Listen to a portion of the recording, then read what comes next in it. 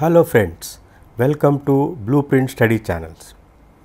ఈరోజు మనము AP TET 2024కి ఇంకొక మోడల్ పేపర్ సాల్వ్ చేద్దాం మ్యాథ్స్ సెక్షన్లో. కాబట్టి మీరందరూ పెన్ను పేపర్తో రెడీగా ఉన్నారని తలుస్తాను. రెడీగా ఉన్నారా? మరి ఉంటే మొదటి ప్రశ్నలోకి వెళ్దాం. 91. If salary of A is 20% more than B, then what percentage of salary B is less than A? A యొక్క జీతం B కంటే 20% ఎక్కువ అయినా B యొక్క జీతం A కంటే ఎంత శాతం తక్కువ? కాబట్టి A శాలరీ A అనుకుంటే B శాలరీ B అనుకుంటే A శాలరీ B రూపంలో 1.2 టైమ్స్ B ఉంటుంది. అప్పుడు B A కంటే ఎంత తక్కువ అన్నాడు అంటే A minus B by A into 100 అవుతుంది. ఇది మనము 1.2B minus B by 1.2B into 100 అని రాసుకోవచ్చు. ఇది క్లియర్గా మనకి 0.2 బై 1.2 ఇంటూ 100 అవుతుంది. ఇది 1/6 ఇంటూ 100. ఇది వచ్చేసి ఒకసారి పోతుంది, 4 మిగులుతుంది, 6 సార్లు పోతుంది. 6 సార్లు పోతే మనకి 4/6 అవుతుంది. సో ఆన్సర్ వచ్చేసి 16 4/6 ఆర్ 16 2/3. సో ఒకటి ఆన్సర్ 16 2/3%. తర్వాత ప్రశ్న. 2 men on either side of a temple of 30 meters height observe its top at an angle of elevation 30 degrees and 60 degrees respectively. Then the distance between 2 men ఎంత? ఇద్దరు వ్యక్తులు గుడికి ఇరువైపులా నిలబడి 30 మీటర్ల ఎత్తుగల గోపురాన్ని 30 డిగ్రీలు మరియు 60 డిగ్రీలు ఊర్ధ్వకోణంతో పరిశీలించిన వారి ఇద్దరి మధ్య గల దూరం ఎంత? సో మనం చిన్న బొమ్మతో అర్థం చేసుకుందాం ఏం అడుగుతున్నాడు అన్నది. ఇదేదో ఒక టెంపుల్ అనుకుందాం. ఓకే, ఇదే. సో ఇక్కడ ఒక మనిషి ఉన్నాడు ఏ అనుకుందాము, ఇక్కడ ఇంకో మనిషి ఉన్నాడు బి అనుకుందాం. ఏ నుంచి గోపురం పైకి చూస్తే ఇది 30 డిగ్రీస్ ఉందన్నాడు. బి అనేది చూస్తే ఇది 60 డిగ్రీస్ ఉందన్నాడు. ఈ హైట్ వచ్చేసి 30 మీటర్స్ ఉందన్నాడు కదా. దేర్ ఫోర్ ఇది ఎక్స్ అనుకుంటే ఇది వై. అప్పుడు మనకి ఈ ఎక్స్ వై కనుక్కుంటే x plus y is equal to మన ఇద్దరు మనుషుల మధ్య దూరం అని తెలుస్తుంది. సో ఇక్కడ మనం సింపుల్ tan ఫార్ములా వాడుకుంటాం. tan θ is equal to opposite side by adjacent side. అంటే ఈ కేసులో tan 30 డిగ్రీస్ ఈ వైపు తీసుకుందాం ఈజ్ ఈక్వల్ టు గోపురం హైట్. ఆపోజిట్ సైడ్ ఏమవుతుంది? 30కి ఆపోజిట్ వచ్చేసి గోపురం హైట్ కదా. సో ఇది 30 డివైడెడ్ బై ఎడ్జసెంట్ సైడ్ ఏమవుతుంది? Distance X. సో మనకి tan 30 ఎంత? మనం కిందటి పేపర్లో చూసుకున్నట్టుగా సింపుల్గా మనము యాంగిల్స్ ఎంత ఉంటాయన్నది రాసుకుందాం. 20 30 45 60 90. సైన్కి వచ్చేసి 0 ½ 1/√2 √3/2 1. ఓకే, అదే కాస్కి అయితే దీని రివర్స్లోనే ఉంటుంది. 1 √3/2 1/√2 ½ 0. కాబట్టి tan వాల్యూ ఎంత అవుతుంది? tan 0 0, tan 30 sin by cos కాబట్టి 1/√3 45 వచ్చేసి 1, 60కి వచ్చేసి √3, 90కి వచ్చేసి ఇన్ఫినిటీ. సో మనకు కావాల్సిన వాల్యూస్ ఏమిటన్నమాట, ఇక్కడ tan 30 కాబట్టి ఈ 1/√3, ఇంకొకటి tan 60 √3 అనమాట. ఈ రెండు వాల్యూస్ మనం సబ్స్టిట్యూట్ చేసుకుంటే ఈజీగా ఈ ప్రాబ్లం సాల్వ్ చేసేసేయచ్చు. సో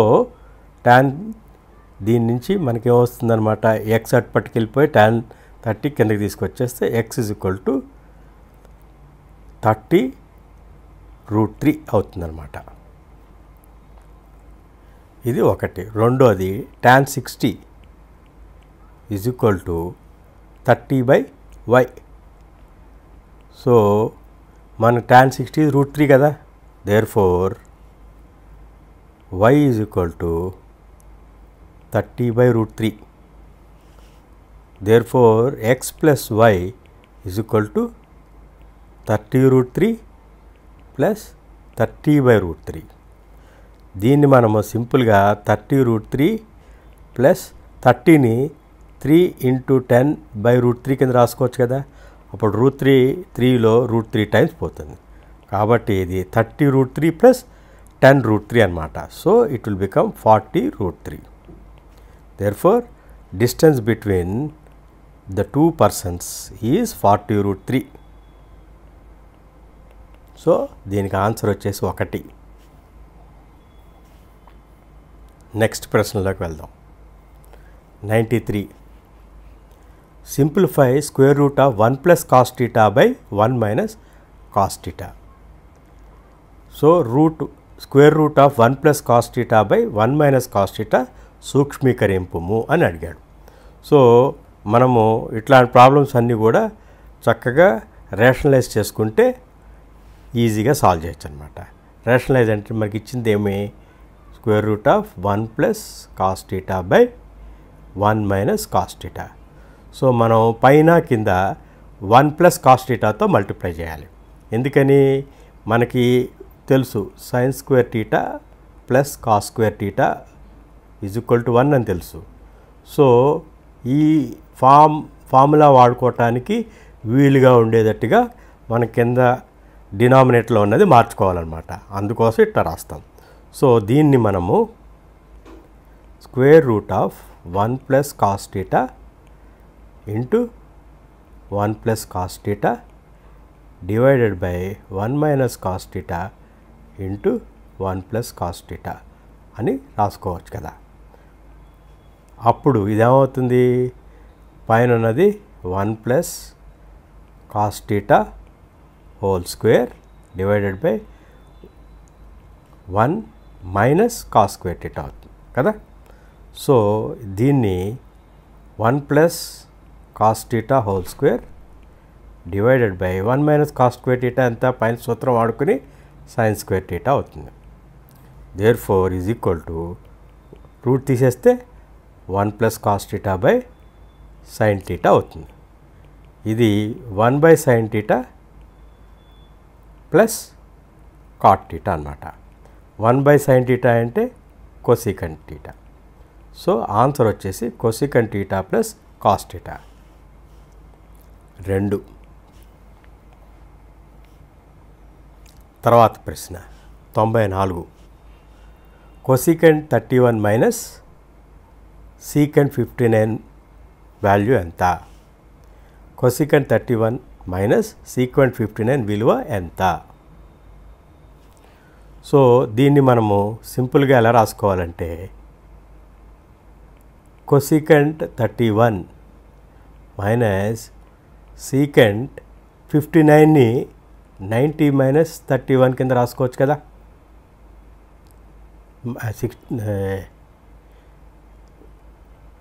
కదా. సో 90 - 31 ఎంత వచ్చింది, 9, 8లో నుంచి 5 తీస్తే 5 కాబట్టి 59ని secant 90 - 31 కింద రాసుకోవచ్చు. అప్పుడు ఇది ఏమవుతుంది, సింప్లీ cosecant 31 మైనస్ cosecant 31 అయిపోతుంది. సో 2 కొట్టుకుపోయి ఆన్సర్ 0 అవుతుంది. ఈ ప్రశ్నకి సమాధానం 1 0. అర్థమైంది కదా. ఈ సీకెంట్ని కూడా మనం 90 మైనస్ టీటా ఉన్నప్పుడు సీకెంట్ కొసికెంట్ అవుతుంది, కొసికెంట్ సీకెంట్ అవుతుంది. సో ఆ ఫార్ములా, ఆ రూపం వాడుకుని మనము ఈ ప్రాబ్లం సాల్వ్ చేసుకున్నాం అన్నమాట. నెక్స్ట్ ప్రశ్న 5వది 95. The value of sin 60 cos 30 plus sin 30 cos 30 is how much?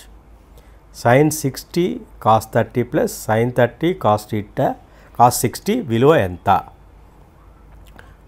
ఇది కూడా మనం చాలా సులభంగా పైన వాడుకున్నట్టుగానే మనము రూపాలు మార్చుకుందాం. sin 60 cos 30 plus sin 30 cos 60. దీన్ని మనము ఏమని రాయొచ్చు? sin 90 మైనస్ 30 కింద రాసుకోవచ్చు కదా, into cos 30 plus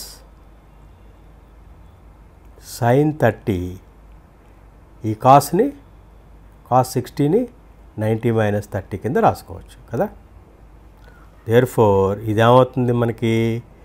sin 90 minus 30 కాబట్టి sin 90 ఉంది కాబట్టి sin కాస్త cos అయిపోతుంది. cos 30 into cos 30 plus sin 30 into cos 90 minus 30, ఇందాక అనుకున్నట్టుగానే cos కాస్త sin అయిపోతుంది. So sin 30. సో ఇది మనకి cos square 30 plus sin square 30 అయిపోతుంది. మనకు తెలుసు ఆల్రెడీ పైన చూసుకున్న, పైన 94 ఎగ్జామ్ చూసుకున్నప్పుడు cos square theta plus sin square theta is equal to 1 అని. సో ఇది కూడా 1 అయిపోతుంది. ఆన్సర్ 4 1. అర్థమైంది కదా. నెక్స్ట్ ప్రశ్న 96. Circular disc 5 mm thickness are placed one above the another to form a cylinder of curved surface area 462 square centimeters. If the radius of the disc is 3.5 centimeter, then number of disc required ఎంత? Okay, thickness వచ్చేసి 5 mm ఇచ్చాడు. 5 millimetre మందం కలిగిన వృత్తాకార ప్లేట్లను ఒకదానిపై మరొకటి పేర్చి స్తూపంగా ఏర్పరిస్తే దాని యొక్క ప్రక్కతల వైశాల్యం 462 చదరపు సెంటీమీటర్ల స్తూపం, వ్యాసార్థం 3.5 సెంటీమీటర్లు అయిన ఆ స్తూపం ఏర్పరిచేందుకు కావలసిన వృత్తాకార ప్లేట్ల సంఖ్య ఎంత? Very good. సో మనకి ఒక చిన్న ప్లేట్ కదా, ఈ ప్లేట్ ఎంత ఇచ్చాడు? ఈ ప్లేట్ రేడియస్ వచ్చేసి 3.5 సెంటీమీటర్స్ ఇచ్చాడు. థిక్నెస్ ఎంత ఇచ్చాడు? 5 mm కదా. సో 5 mm అంటే 0.5 సెంటీమీటర్. సో దీని సర్ఫేస్ ఏరియా ఎంత అవుతుంది? 2πr into thickness. ఇది ఒక డిస్క్ సర్ఫేస్ ఏరియా. సో ఇట్లాంటిది n నెంబర్ ఆఫ్ డిస్క్ ఉంటే అప్పుడు ఇది మనకి ఒక సిలిండర్ అవుతుంది. ఇట్లాంటిది n number of discs add చేస్తే మనకి ఒక సిలిండర్ ఏర్పడుతుంది కదా.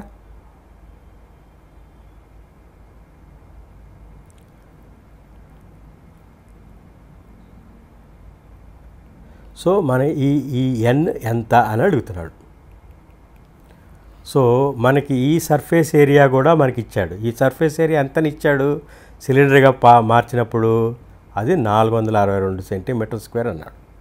సో మనము ఈ 462 సెంటీమీటర్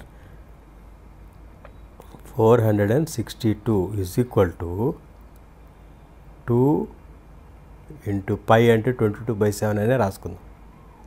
ఆర్ ఎంత 3.5 ఇంటూ టీ ఎంత 0.5 ఇంటూ n అయింది. Therefore 462 is equal to 2 into 3.5 7. ఆ 7 కింద ఉన్న 7 కొట్టుకుపోతాయి. సో పైన 22 ఇంటూ 0.5 ఇంటూ n. సో ఇది 11 సార్లు పోతుంది, 0.5 కదా. Therefore n is equal to 462/11. ఇది వచ్చేసి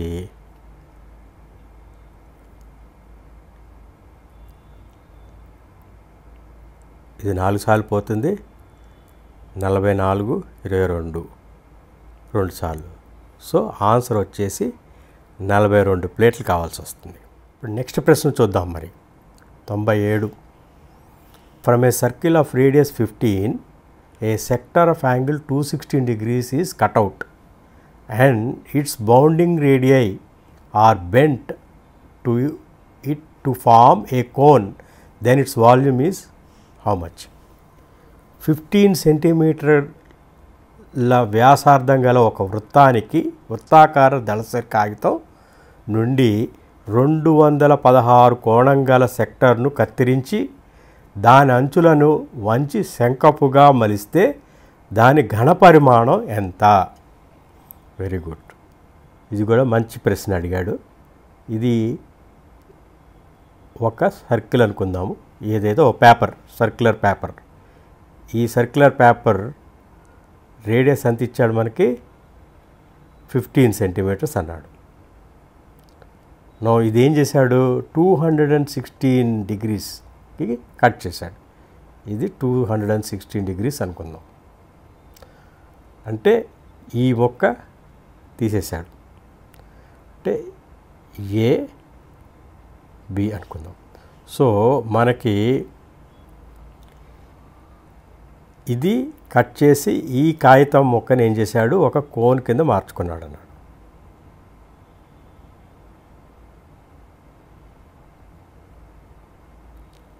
ఓకే, ఏదో ఒక కోన్. సో ఈ ఏదైతే కట్ చేశాడో ఈ ఎడ్జ్ వచ్చేసి దీని సైడ్ అవుతుందన్నమాట. సో ఇది ఓ అనుకుందాము. ఈ ఓ అయిపోతుంది, ఇది ఏ అవుతుంది, ఆ రెండో ఎడ్జ్ బి. ఓకే, సో ఈ ఓఏ ఈజ్ నథింగ్ బట్ ఈ సర్కిల్ పేపర్ యొక్క రేడియస్ కదా, అందుకని 15 అయిపోతుంది. మనం ఈ కోన్ స్మాల్ ఆర్ ఎంత మనకు తెలీదు, అది కనుక్కోవాలి మరి. అట్లాగే ఈ కోన్ హైట్ ఎంత తెలీదు. ఎందుకు ఈ రెండు కావాలి మనకి?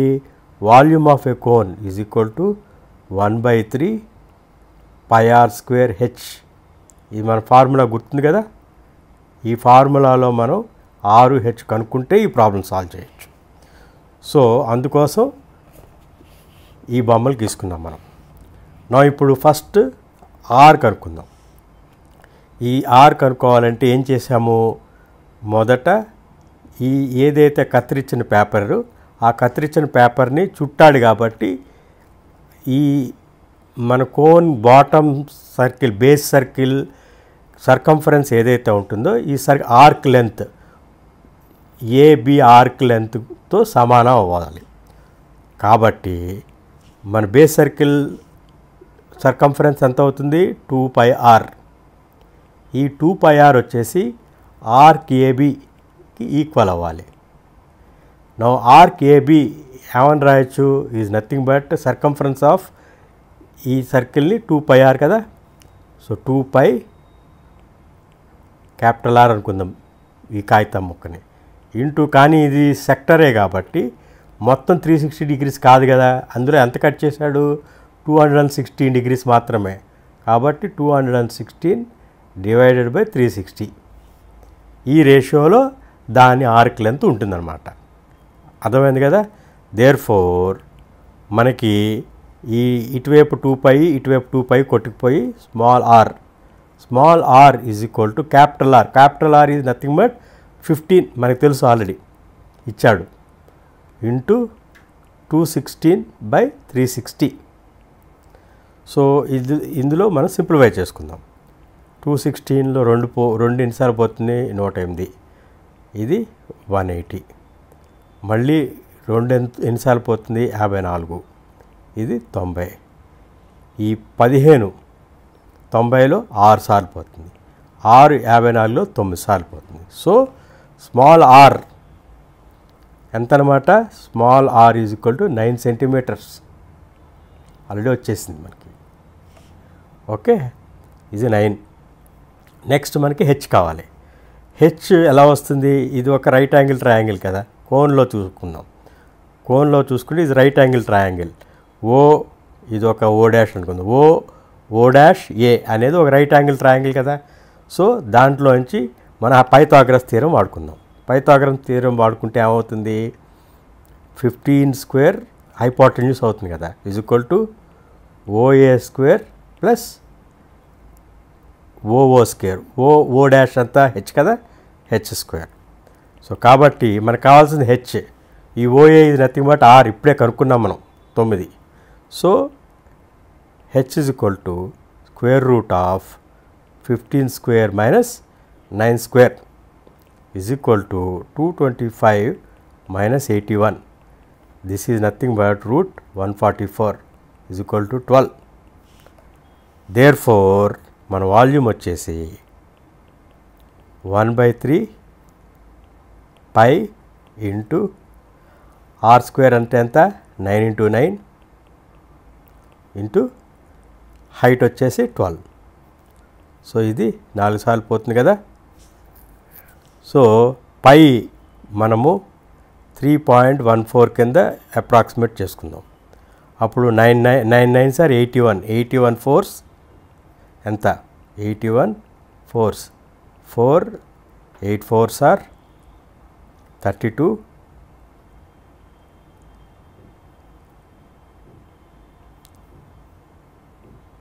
324. సో దీన్ని మల్టిప్లై చేస్తే అప్రాక్సిమేట్గా మీకు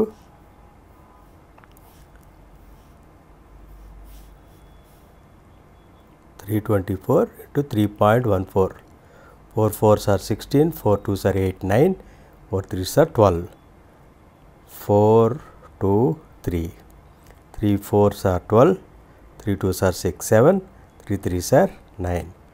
6 13, 6 7, 10 11, 10. So 1017.36.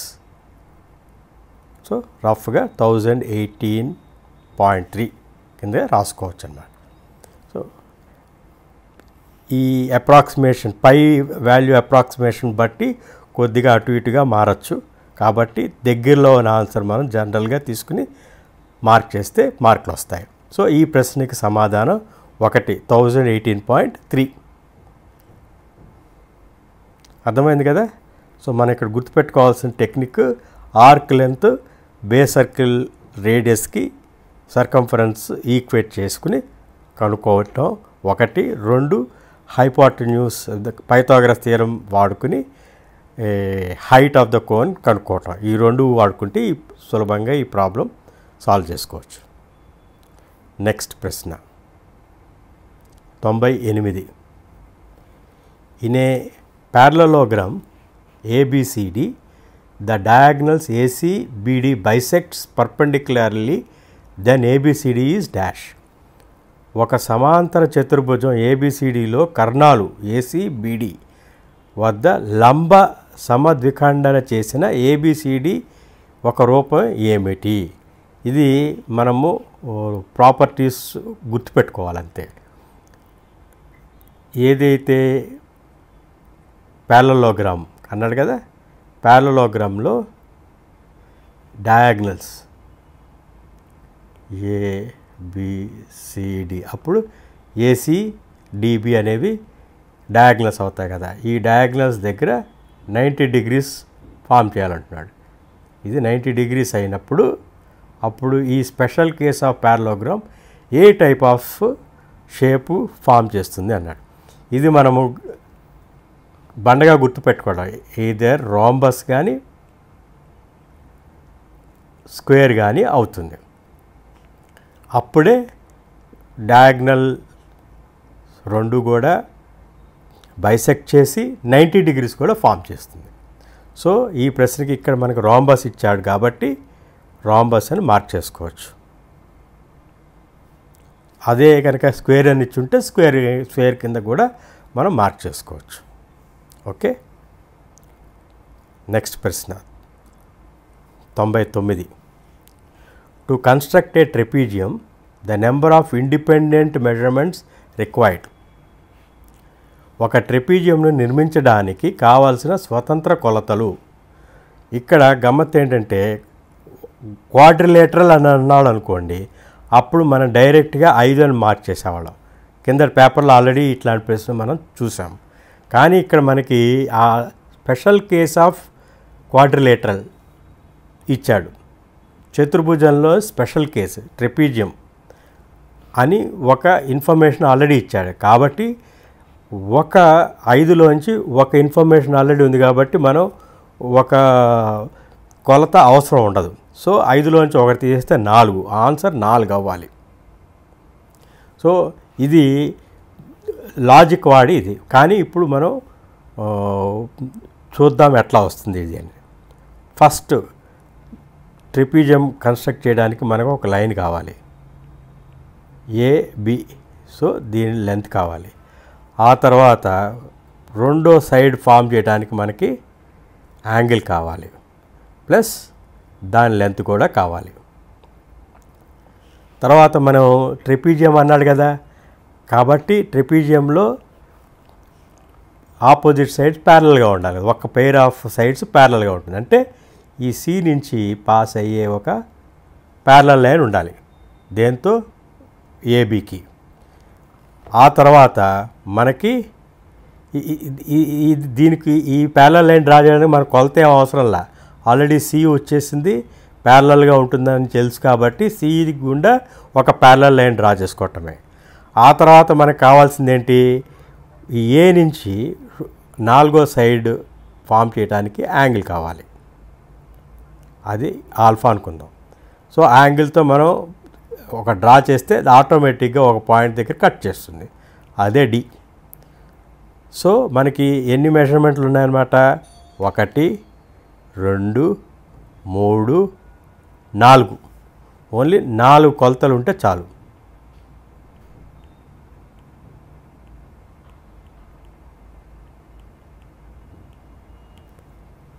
దేర్ఫోర్ ఆన్సర్ 2 ఈ ప్రశ్నకి 4.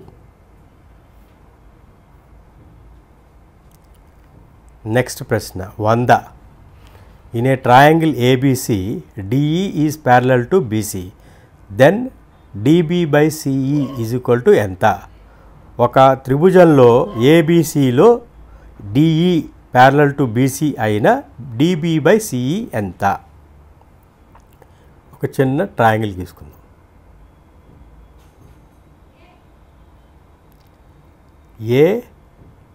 ఏబిసి. ఇప్పుడు ఈ బీసీకి ఏదో ఒక లైన్ ప్యారలల్, అది డిఈ దగ్గర కట్ చేస్తుంది. సో ఇది ప్యారలల్గా ఉంది. సో మనకి ప్రాపర్టీ ప్రకారం, ఈ ట్రయాంగిల్ ప్రాపర్టీ ప్రకారం ఏమవుతుందంటే, బైసెక్ట్ చేసినప్పుడు proportionality of bisecting triangle BPT,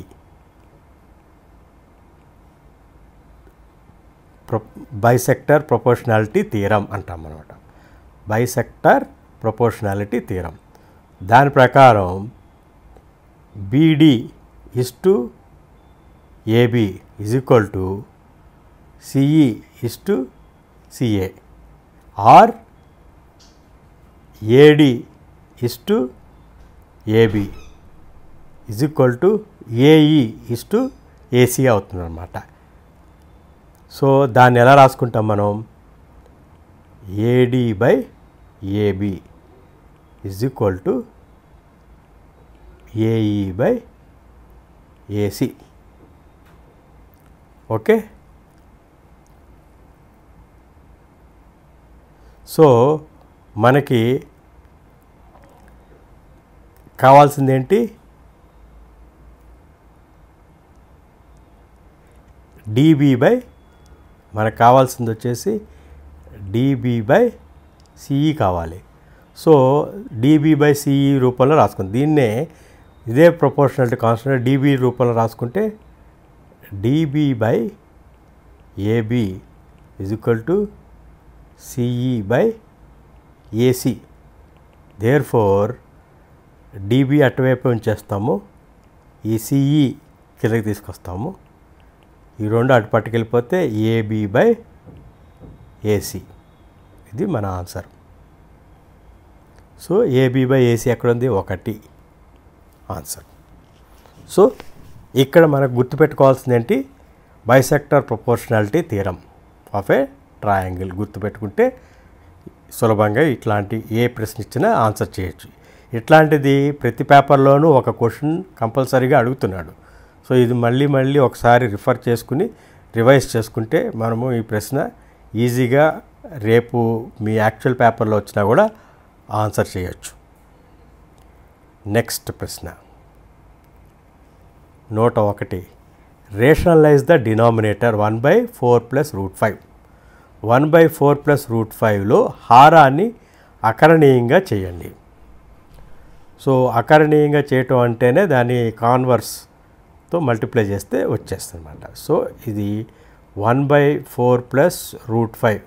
మనకి గుర్తుపెట్టుకోవాల్సింది ఏంటంటే a + b into a - b is equal to a² - b². ఈ ఫార్ములా మనం వాడుకునే ఇట్లాంటి ప్రాబ్లమ్స్ అన్నీ సాల్వ్ చేయొచ్చు. సో దీంట్లో 1/4 + √5ని 4 - √5తో మల్టిప్లై చేసి డివైడ్ చేస్తాం. ఎందుకని 1ని అలా రాసుకోవచ్చు కదా, ఇది 1 అయిపోతుంది కాబట్టి మారలేదు కాబట్టి ఇట్లా పెట్టుకున్నాం. సో అప్పుడు ఇదేమవుతుంది?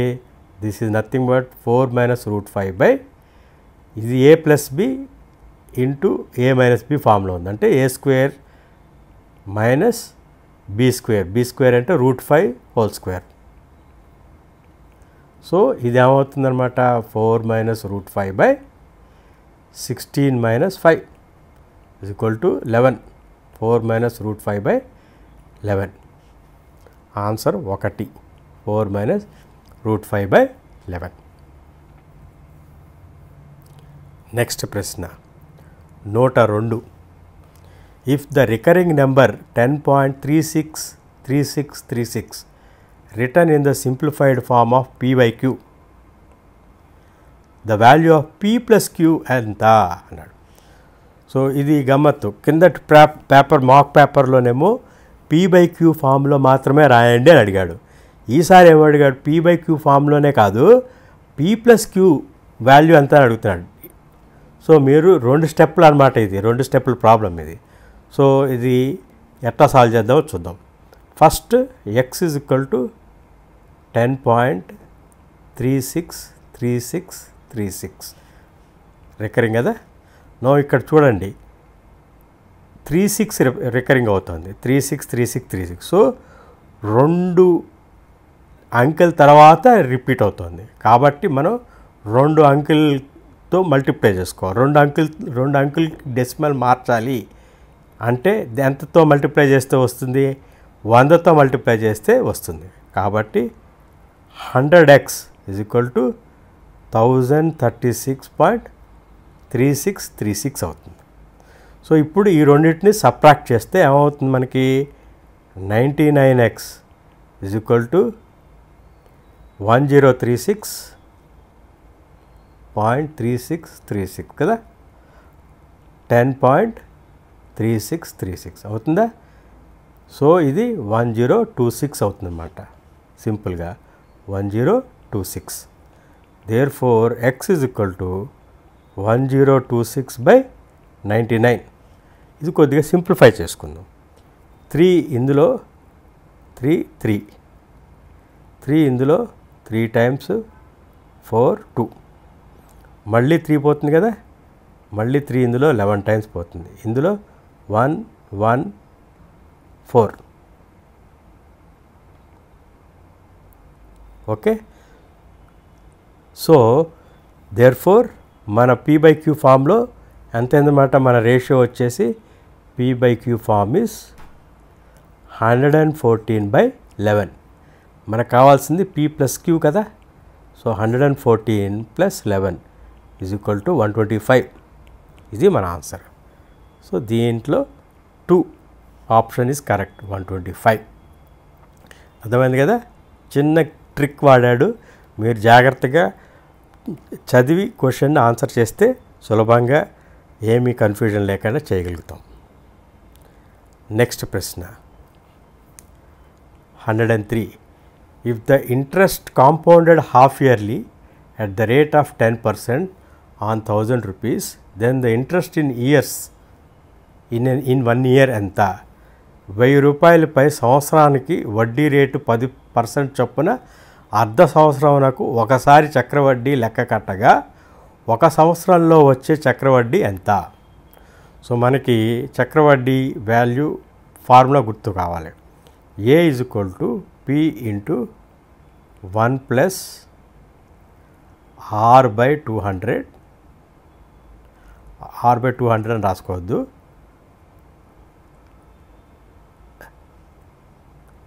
1 + R/100 × n టైమ్స్ వితిన్ ఏ ఇయర్ వడ్డీ అవటం ఇంటూ n × t. ఓకే. 1 సంవత్సరంలో ఎన్నిసార్లు, n అంటే ఇక్కడ p అంటే ప్రిన్సిపల్, r అంటే సంవత్సర వడ్డీ, ఇయర్లీ ఇంట్రెస్ట్, n అంటే 1 సంవత్సరంలో ఎన్నిసార్లు చక్రవడ్డీ కట్టాలి, number of times within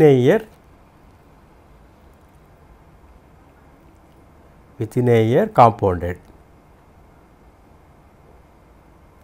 and en అదే ఈ t ఫర్ ఎన్ని సంవత్సరాలకి వడ్డీ కట్టాలి, ఇది కూడా నెంబర్ ఆఫ్ ఇయర్స్. సో ఇప్పుడు మనకి A = P ఎంత, 1000 రూపాయలు, 1 + R ఎంత 10% / 100 × 1 సంవత్సరంలో 2 సార్లు అన్నాడు కదా. ఒకసారి 100% లెక్క గట్టుగా 10 సంవత్సరం వడ్డీ రేటు 10 సంవత్సరం చొప్పున అర్ధ సంవత్సరానికి అన్నాడు. కాబట్టి సంవత్సరాల్లో 2 సార్లు అవుతుంది. కాబట్టి 2 టు ద పవర్ ఆఫ్, మనం 1 సంవత్సరానికే కావాలి కాబట్టి స్క్వేర్, n2 కాబట్టి ఇది. So this will become 1000 ×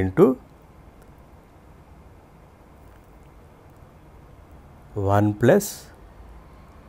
1/20 whole square కదా.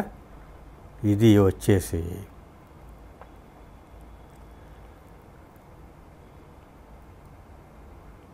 1.95 square 1000. Okay. Therefore, A is equal to 1.05 1.05 square చేస్తే ఎంత అవుతుంది, 5 5 are 25, 5 1 is 5, 0 0 0 5 0 1. So 5 2 10 1 1 4 1 2 3 4 1.1025 1.1025 into 1000. So ఇది 3 సున్నాల తర్వాత 1 2 3. సో ఇది 1102.5 అవుతుంది. కాబట్టి మనకి వడ్డీ ఎంత అయిందనమాట, 102.5. ఆన్సర్ వచ్చేసి 3. ఓకే. ఈ విధంగా ఇది మనం సులభంగా సాల్వ్ చేసుకోవచ్చు కాంపౌండ్ ఇంట్రెస్ట్. నెక్స్ట్ ప్రశ్న 104. ABR disjoint sets, then A intersection B is equal to ఎంత? A Bలు వియుక్త సమితులు అయితే ఏ ఇంటర్సెక్షన్ బి ఏమవుతుంది? వియుక్త సమితులు డిస్జాయింట్ సెట్ అంటే రెండింటికి సంబంధం లేని సెట్లు అని అర్థం. ఇది ఏ అయితే బి ఇక్కడెక్కడో ఉంటుందన్నమాట. ఈ సెట్ సెపరేట్గా ఉంటాయి. అప్పుడు వీటి ఇంటర్సెక్షన్ ఈ రెండింటికి కామన్గా ఏముంటుంది? కామన్గా ఏమీ లేదు. నథింగ్ అంటే శూన్యం అంటే నల్ అంటే మనకి సమితుల సబ్జెక్ట్లో పై తో సూచిస్తాం. కాబట్టి ఆన్సర్ వచ్చేసి 3 పై.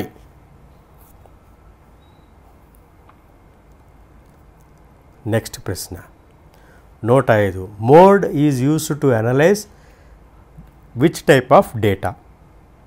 బహుళకమును వినియోగించే దత్తాంశము ఏ రూపంలో ఉంటుంది?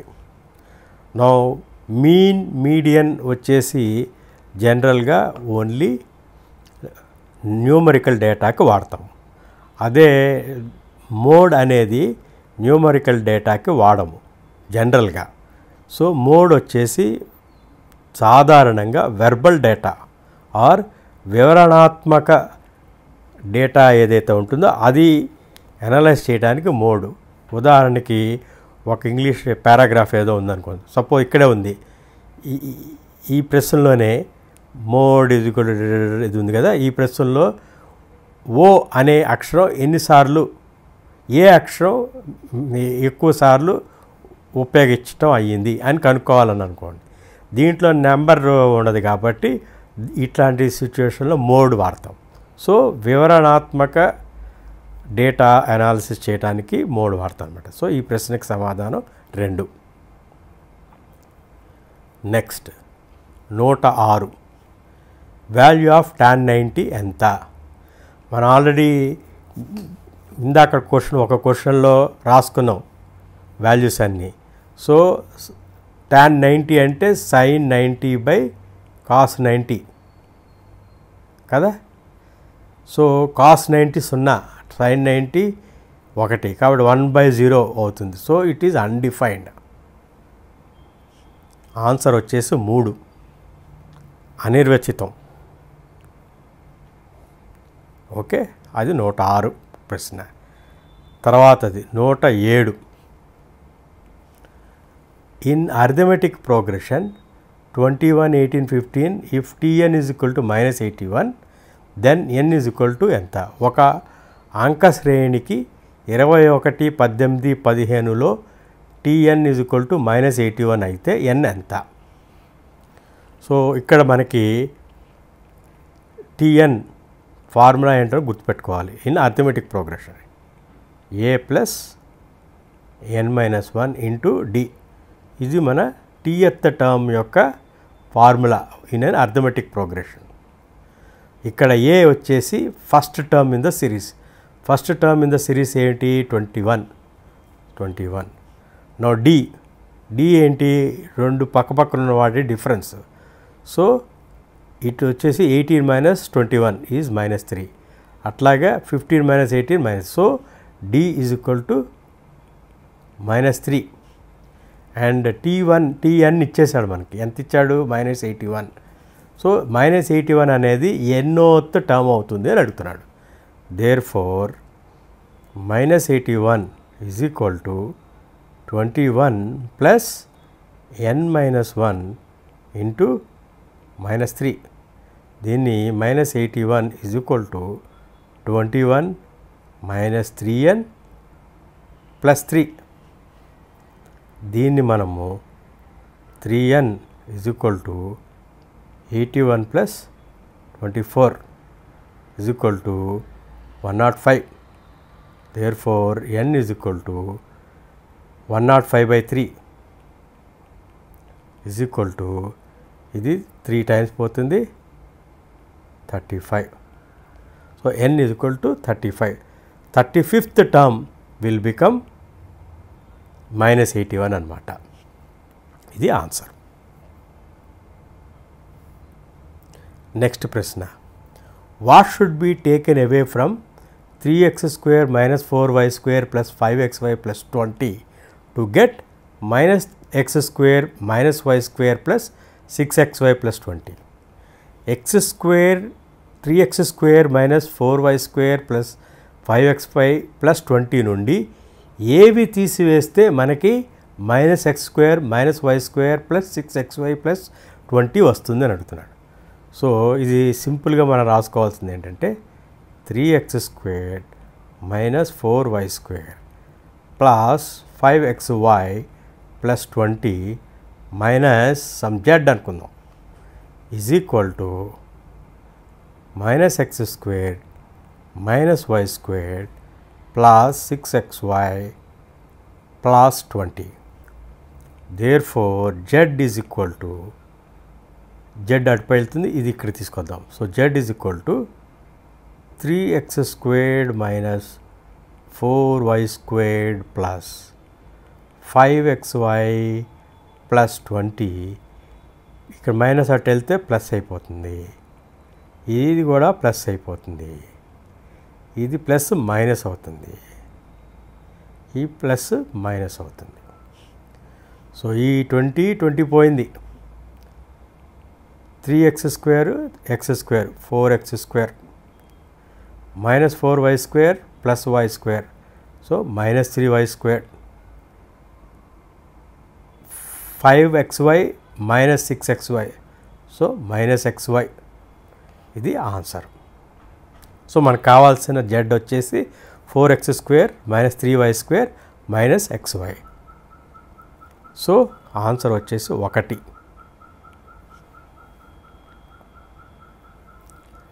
నెక్స్ట్ ప్రశ్న 109.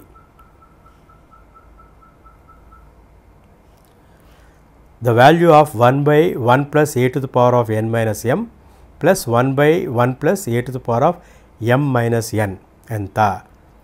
సో ఈ విలువ కనుక్కోవడానికి మళ్ళీ ఇదే పద్ధతి. దీన్ని 1/1 plus a to the power of n minus n plus 1/1 plus a to the power of m minus n. మనకి a to the power of m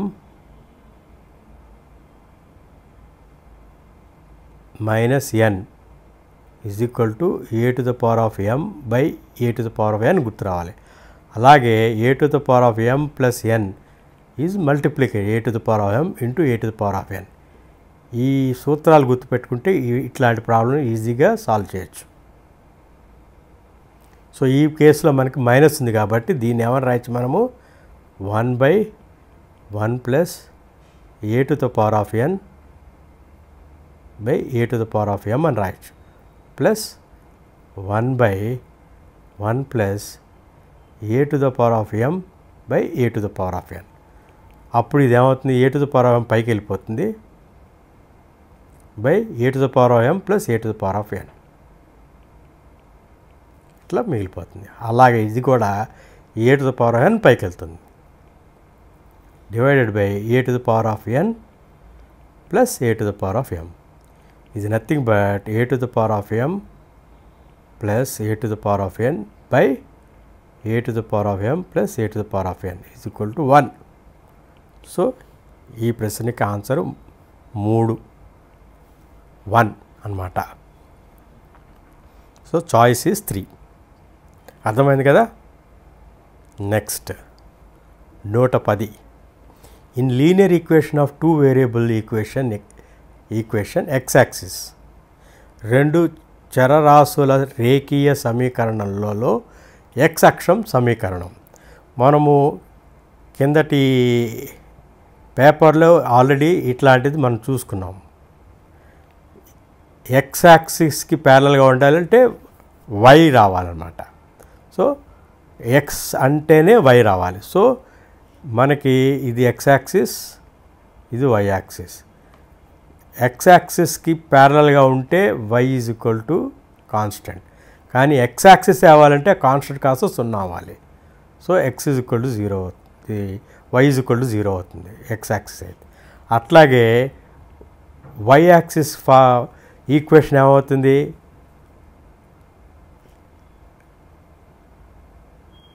ఇది x is equal to constant కదా. So x is equal to 0 అవుతుంది అనమాట. So మనకు కావాల్సింది x axis.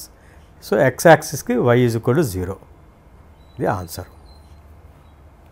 అర్థమైంది కదా? ఇది గుర్తుపెట్టుకోండి, సులభంగా రాయొచ్చు ఇట్లాంటి క్వశ్చన్. x యాక్సిస్ కాకుండా y యాక్సిస్ అని ఇస్తే అట్లా రాసుకోండి.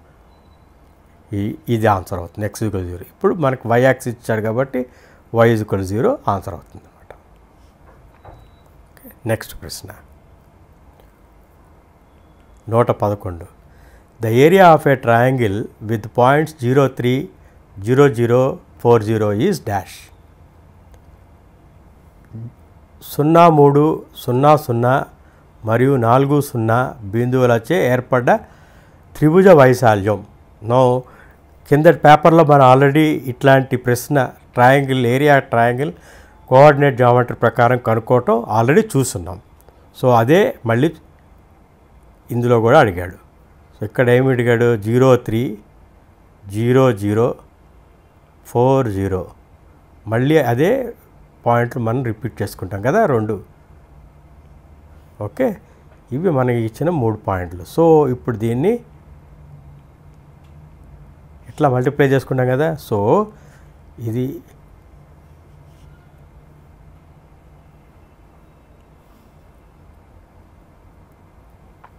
ఓకే. సో ఇక్కడ ఇది x కోఆర్డినేట్, ఇది y కోఆర్డినేట్ అందుకనేది. సో మనకి x coordinate 0 into y coordinates difference 0 - 0 plus రెండోది 0 ఇంటూ 0 - 3 ప్లస్ 4 ఇంటూ 3 - 0. ఇది సింపుల్. ఈ 2 సున్నాలు అయిపోయినాయి కాబట్టి 4 3s are 12 ఆన్సర్. ఇందులో 1 12 అన్నమాట దీనికి ఏరియా. నెక్స్ట్ ప్రశ్న 112. The distance between 2 points x 7, 1, 15 is 10. Then the value of x ఎంత? x 7 మరియు 1, 15 బిందువుల మధ్య దూరం 10 అయిన x విలువ ఎంత? నో 2 పాయింట్ల మధ్య డిస్టెన్స్ కోఆర్డినేట్ జామెట్రీలో ఇచ్చినప్పుడు x1, y1, x2, y2 అని ఇస్తే AB. అప్పుడు AB వాల్యూ ఎంత అవుతుందంటే square root of x1 - x2 whole square plus y1 - y2 whole square అనమాట. ఇది గుర్తుపెట్టుకోండి, ఇది ఫార్ములా. సో ఈ ప్రకారం ఇక్కడ మనం చూసుకుంటే మనకి ఎంత ఇచ్చాడు? దీని యాక్చువల్ లెంత్ 10 అన్నాడు. So 10 is equal to square root of x1 is x - 1 whole square plus 7 - 15 whole square. Therefore రెండు వైపులా స్క్వేర్ చేసేద్దాం. This will become 100 is equal to x - 1 whole square plus 15లోంచి 7 తీస్తే 8, 8 square 64. Therefore x square - 2x plus 1 plus 64 minus 100 is equal to 0. Therefore, this is nothing but x squared minus 2x. This 65 minus 100 is minus 35 is equal to 0. దీన్ని మనము factorisation చేసుకోవాలి. Factorisation తీసుకుంటే ఇది 7 5s కదా, కాబట్టి this is x squared minus 7x plus 5x minus 35. దీన్ని x minus 7 into x plus 5 కింద రాసుకోవచ్చు. ఓకే, సో x వాల్యూ 7 కానీ -5 కానీ అవ్వచ్చు. therefore x can be either 7 or -5.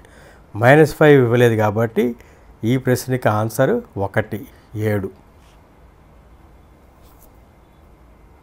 తర్వాత ప్రశ్న 113.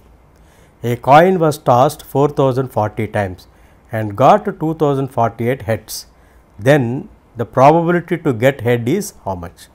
ఒక కాయిన్ను 4040 సార్లు ఎగరవేయగా 2048 సార్లు బొమ్మ పడగా బొమ్మ పడు సంభావ్యత ఎంత? Probability of any event is equal to number of successes by total number of trials. So ఈ కేసులో మనకి నెంబర్ ఆఫ్ సక్సెసెస్ ఎంత? 2048. ఓకే, అది హెడ్స్ కదా, అన్ని హెడ్స్ కదా. బొమ్మ పడుటి సంభావ్యత అన్నాడు కాబట్టి 4040. ఇది ఆన్సర్. సో 2048/4040 ఇది ఆన్సర్ 2 ఈ ప్రశ్నకి. ఆఖరి ప్రశ్న 114. The probability of sure event is ఎంత? ఖచ్చిత ఘటన యొక్క సంభావ్యత. మనకి ఖచ్చితంగా అవ్వదు అంటే 0, అవుతుంది అంటే 100%. 100% అంటే 1. సో ప్రాబబిలిటీ సంభావ్యత 1. దీంతో మనము ఈ మోడల్ పేపర్ అన్నీ సాల్వ్ చేసేసాం. Thank you and all the very best.